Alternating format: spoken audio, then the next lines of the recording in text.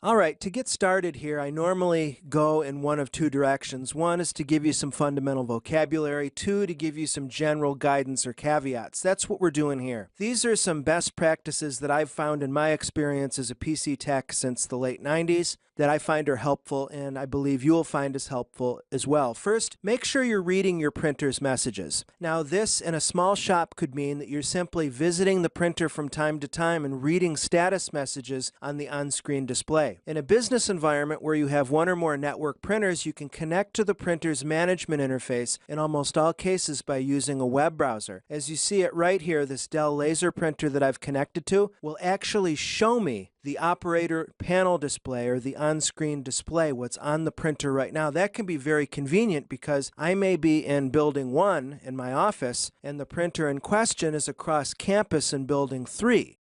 Another thing to keep in mind is that network printers nowadays interoperate with an old protocol called the SNMP, or Simple Network Management Protocol, or even outside of SNMP, you can configure the printer with a mail server address and an email destination, and then when the printer experiences a jam or if it needs maintenance, the toner's running low, a print tray goes empty, you can get an email alert so you can proactively take care of that before your users complain. To that point, notice that in the Dell screenshot at right, this particular printer is in a warning state that the toner is low. And Dell actually helpfully puts in links to order additional toner for that particular printer. Another best practice is to make sure you have spares available because printers consume, well, consumables. This would be toner cartridges for printers, as well as what we'll discuss principally in this module, the maintenance kit. Of course, there's paper, and I don't have it on this slide, but I would add staples and other ancillary consumables. Finally, when you do maintenance on a printer, it's easy to forget this. Reset the page counter so that the page count is correct when you replace a new toner cartridge. Some toner cartridges have sensors built into them that alert that the toner is low when it's not actually low. In my opinion, that's a particularly nefarious way to do planned obsolescence and for a printer manufacturer to make more money. But if you're proactively keeping track of page counts and you know you should get a certain number of images per toner cartridge, there's ways to work around that.